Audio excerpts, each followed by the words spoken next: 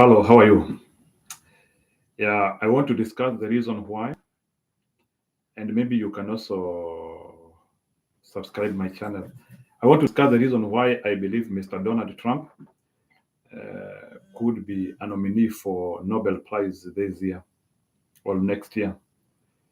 If you people you remember, in 2009, after Obama won 2008, he was a nominee for the Nobel Peace Prize. So I also believe that Mr. Donald Trump in 2025 he could be given that prize. Why?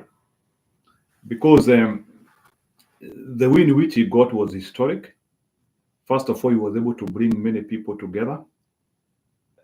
If you look, I think this win was very decisive, and Mr. Donald Trump has been able to show that it is possible to build a coalition of all races, a coalition of all people, and you'll be able to actually bring things. Hi, Fanis Jerry. Thank you.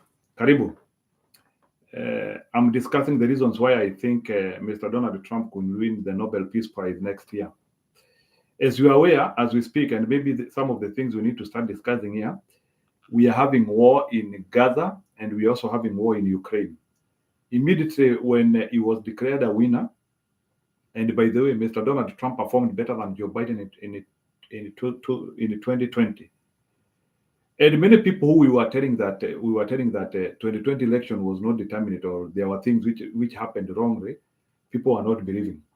The truth of the matter is that the 2020 election was not good. There were so many shenanigans which happened. But at least this year, you could see that things happened well very fast and the election was declared. So, uh, already in Gaza, Hamas, Hamas, there is a group in Hamas which fights on behalf of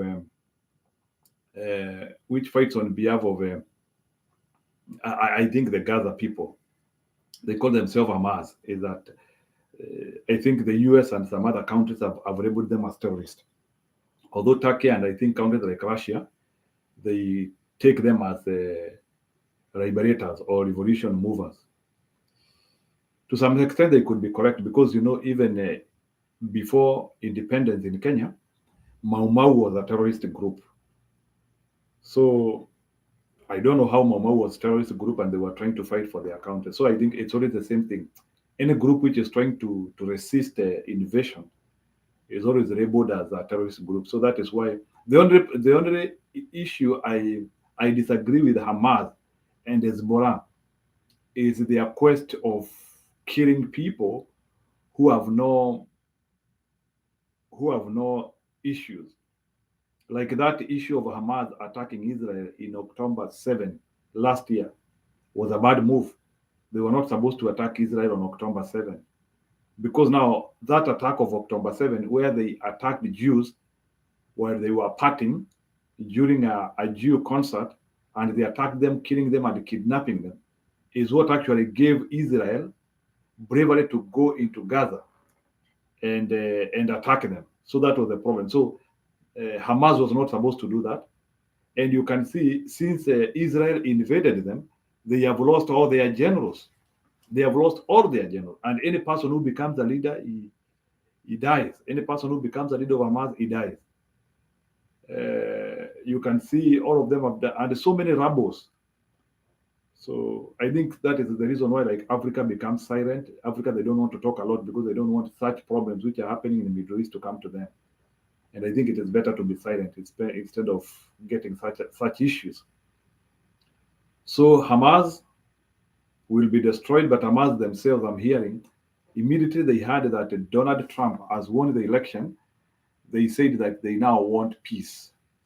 There's something I wanted to show here about Qatar. Qatar withdrew. I want to show that Qatar withdrew. So, yeah, this is here. I want to tell you, this is a very serious breakthrough because, US has not been showing leadership. So maybe I can share this as an excerpt. I want to show people some of the gains we are now getting. after Donald Trump wins. So that when we say that this is one of the things. Qatar to withdraw as key. So you see what has been happening in Gaza. Uh, Qatar has been the one who has been mediating, and the leaders of Hamas actually have been living in Qatar. So you can see immediately Donald Trump was elected, and if you read this article, you can actually hear that. So Qatar has informed both Israel and Hamas that as long as there is refusal to negotiate in good faith, so Qatar, along with the United States and Egypt, were involved. So on a Tuesday, he dismissed this. So he dismissed. Then if you continue, there's a place whereby they said now that Donald Trump has been elected, they saw that they no longer need to be in that peace deal. I saw it there. So in other words, it means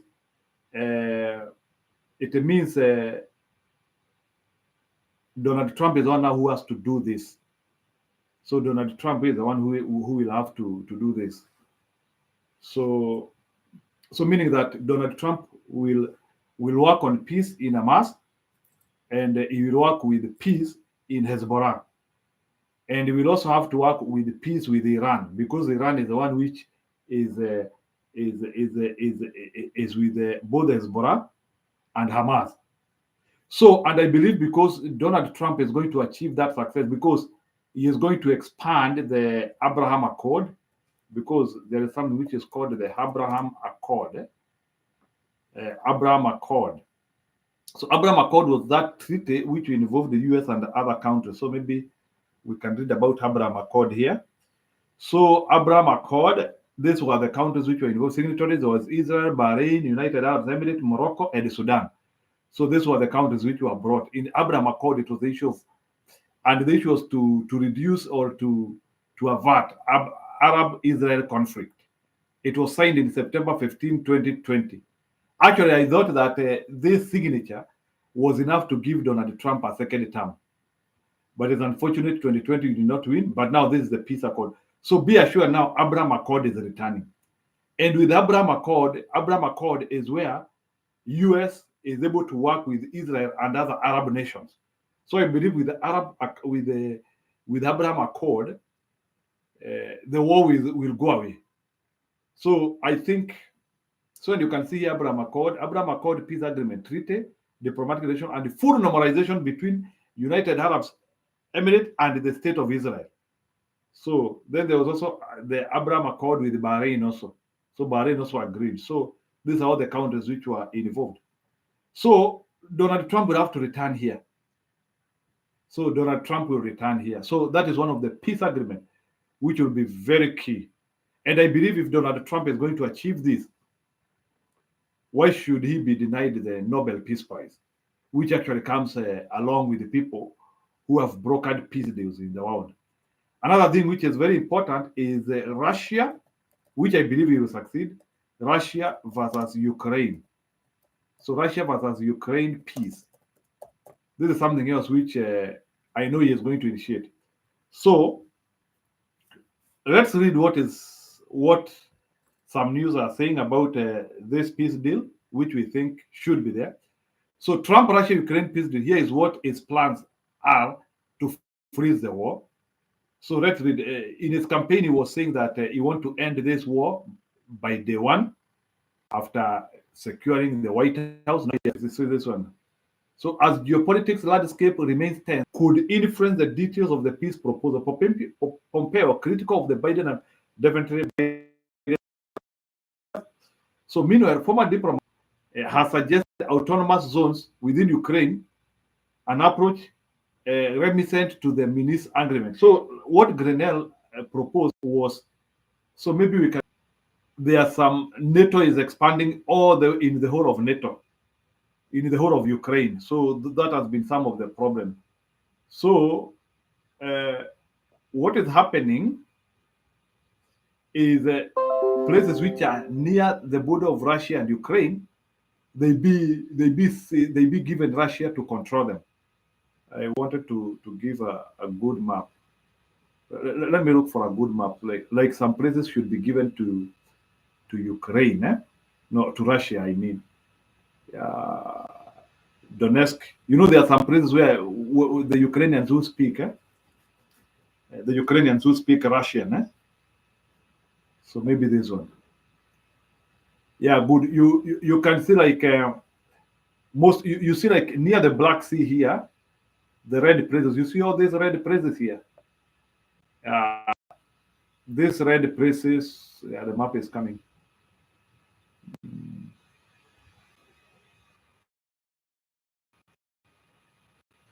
So yeah. So this red map here.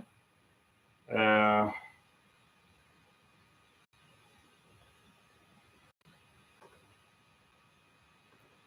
so you see that all those red areas. Those. So what Grenell is saying, who is one of potential Trump administrator, what Grenell is saying, and I share this. So what Grenell is saying, okay, welcome guys. Hello, Constanza Gojiri, karibu sana. Subscribe my channel. Those who haven't subscribed, nashukuru sana. This is now this is a Ukraine map. So I want to help people understand. You see, you see what is happening if you look at this Ukraine war. You see, apart other than Ukraine, which is not part of NATO. By the way, Ukraine is not part of NATO. You see, like these countries, Romania, Moldova, all these blue ones, all these blue countries, you see, they are all NATO. They are NATO. NATO is an alliance between European countries and America. So Russia, which is in between you, so Ukraine is between Russia and NATO. So what Russia wanted is that Russia does not want Ukraine to become part of NATO because they are saying if Ukraine becomes part of NATO, it will be a threat to their security. So they want Ukraine to remain neutral. They can be a country, but they remain neutral. So that is what they want. So what happened before that? There are some people in Ukraine who do not want to be actually part of NATO, or they feel themselves they are more Russian. You see all these red areas, places like Donetsk, all this red area. All these people they feel they are more Russians, and actually they want to be controlled by Russia. That is why even there was a referendum where majority of them were saying actually they want to return to Russia. So one of the peace agreements which I know Trump through Grenell they might agree on is for Ukraine to give this land to Russia, all this land to Russia. Then there's another issue. You see Kharkiv, which is one of the major towns or cities in Ukraine, is very near to Russia, and Kharkiv is an ancient town for Russians. Russians believe this is their town. So the best compromise, which I see for Russia to withdraw, there could be a possibility of all these small towns which are near their boundary. So there must be a buffer zone, and I think that is what Trump is going to agree to. So there will be a buffer zone, a line going all the way to Kharkiv like this, and all those towns. It's not a must they become Russians or they become Russia, but they be told it's now a buffer zone between Russia and Ukraine. So with that, I think that will be one of the agreements. That will be one point. The other point would be if Ukraine on whole agrees that we no longer want to be part of NATO. If they say that, and they be like Norway and Denmark, who are not part of this agreement, then I think now Russia will stop. So, but the agreement which I see it will work through Trump administration is giving all this land. So Ukraine will now have to remain with Kyiv and other small towns which are there. So that one will have to agreement.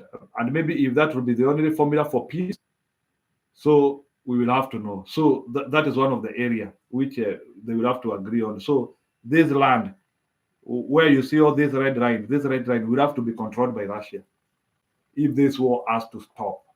So be assured Trump is bringing a lot of input here. So Trump has to bring a lot of input here because there are some inherent issues why the reason why these people are fighting. Remember also Ukraine and Russia, initially they were one country. Let me show you the map of Soviet Union. We have Soviet. Soviet is before Russia became one country. So Soviet. So Soviet. So it used to be called Soviet Union, the Red Army. And the Soviet used to be a strong country, by the way. It was not a. So Soviet Union. So let me show you. So Russia still wants to have. Okay, maybe I can have this. So this is the Soviet Union. Uh, so this is the Soviet Union. I hope you people you can see that. So I have the map of the Soviet Union. Uh, Soviet Union. Okay, let's open. Let's see if it opens. Okay, let me do this and I share it well. I want to show the map of Soviet Union here so that people can understand the complexity. And the reason why I see Donald Trump will get the Nobel.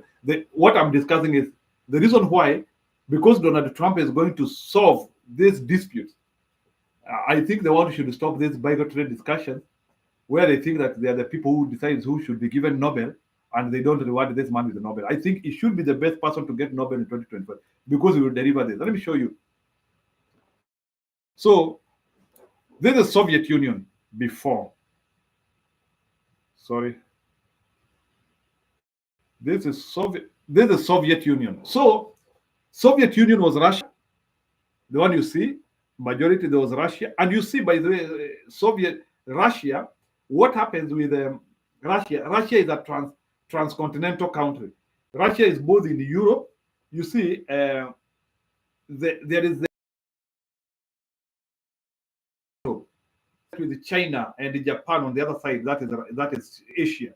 Russia is transcontinental, meaning that it is both in Europe and Asia. Even Turkey is transcontinental. Countries like Kazakhstan is wholesomely Asia. Uzbekistan, they were all Russia, by the way. All these ones were Russia.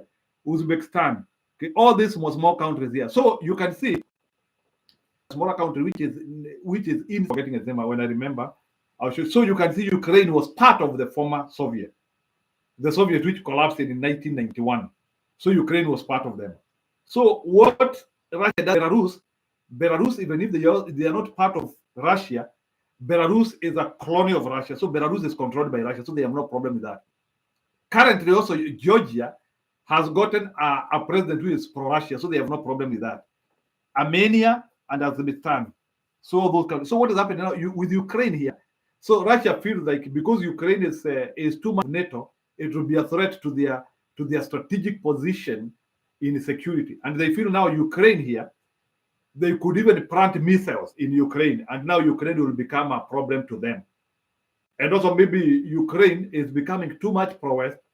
They will adopt pro-West ideologies, and those pro-West ideologies they will trickle into Russia, and they will become a problem to Russians. All the other countries they have no problem with Russia, like Kazakhstan. Actually, even the space mission of Russia is even done in Kazakhstan. So Kazakhstan they have a lot which they are doing with Moscow together. So all these other countries they have no tension with Russia. So the only country with the tension with Russia, there may be countries like Estonia, Latvia, but Ukraine has a lot because Russia didn't think that because Ukraine is the one which they are sharing quite a big border. So all these lands which are near to Russia, they will be seized. They will be given to Russia so that now it becomes about. So for me, what I think, and the most feasible condition, if Ukraine has to join NATO, then Ukraine will have to become two countries. So Ukraine will have to be split into two. So that still there is a portion of Ukraine which is being controlled by Russia, so that now Russia doesn't feel threatened. Just like the same thing which happened in North. That's how the compromises are brought. You know, even for the North Korea, North Korea was Russia controlled. Then South Korea was America controlled. So that's how usually Russia solves dispute. So Russia wants to have two territories. So even this Ukrainian territory, they will have to East Ukraine and West Ukraine. Something like that could happen. So that now the Eastern Ukraine is Russia and Western Ukraine is. It was the same thing which happened in Germany. Even in Germany, we had the Eastern Germany and West Germany. East Germany was Russia, West Germany was European. So that is how it used to happen. So even now, Ukraine might end up being split into two. And it is the only compromise which I think Russia is going to accept. And I think for the purpose of peace and to stop people dying, I think an ideology or to such a formula.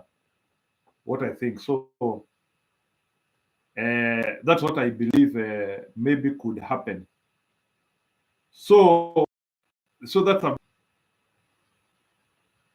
hello. Am I hanging? Jerry, am I okay?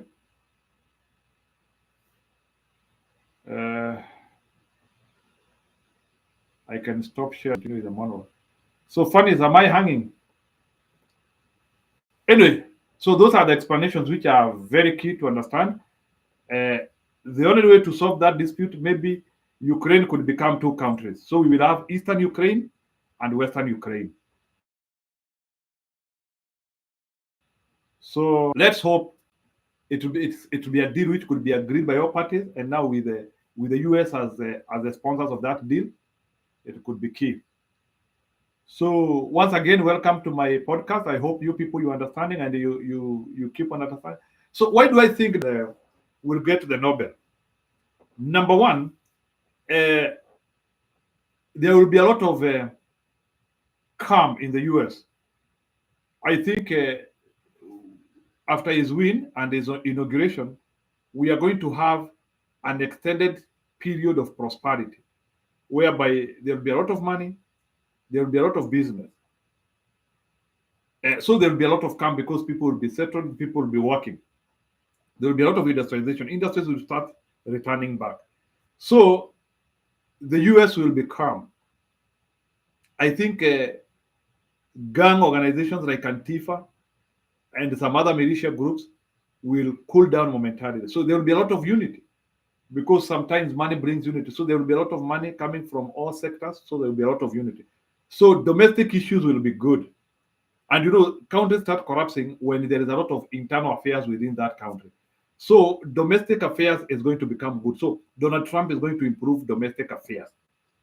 Then on foreign affairs, it is going to improve too. Within the next 6 months, I do not predict Gaza war is going to be there. I do not see the reason why Hamas will continue fighting. So a deal is going to be brokered. That deal could not be the best, but it will be brokered.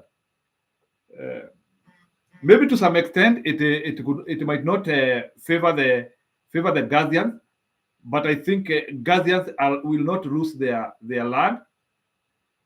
Gazians are going to still have their land, which will be good for them, and there will be no people will stop dying, which is good. Donald Trump confirmed that he wants to stop death, which is a good thing. It is better to negotiate without people being dying. So the first priority is first of all to stop war, and I believe Trump is going to stop war. So question comes here: what is looked at when a person is being nominated for the Nobel Peace Prize?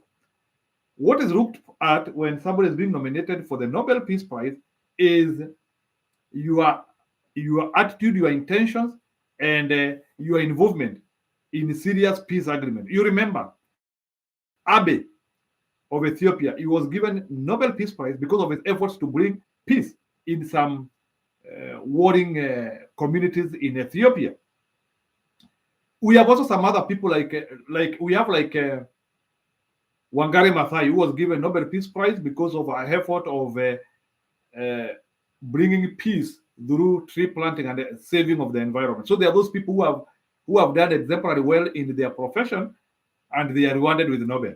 But there are those people who have also brokered peace, like the people who brokered peace in Colombia, because there was a very serious gang group in Colombia, and peace was brokered there, and again those people are given Nobel.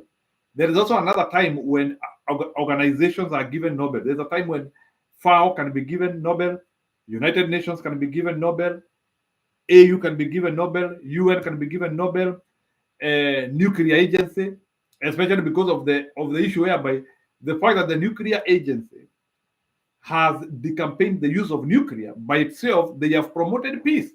So that's how the Nobel Peace Prize is designed. So you have to look at the efforts of somebody in brokering or influencing peace.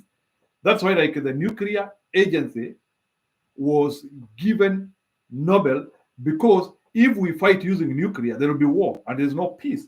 So any person who comes with the intention of bringing peace to the world is very good, is very serious. So and there are people who have to be protected, and there are people who they need to be rewarded.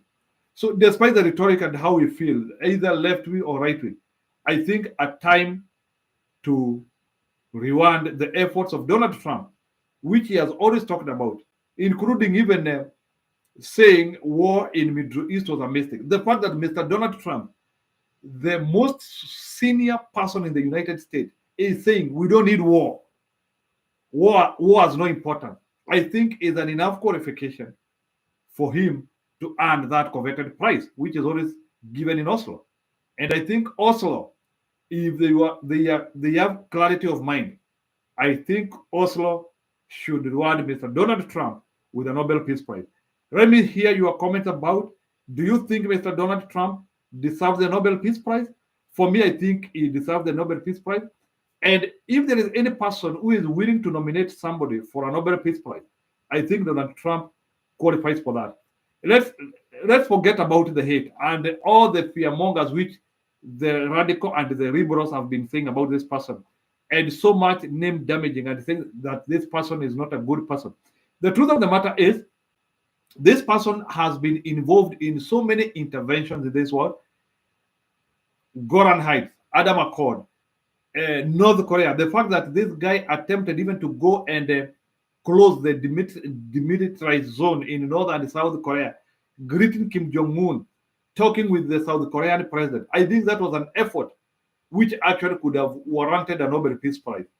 I don't know the reason why they didn't see it sufficient, but for me, I feel that was a sufficient effort. So once again, I'm happy for what we have talked today, and I hope you will have an intention to discuss more in future. And tomorrow, I want to come and maybe keep also subscribing my channel, share with your friends.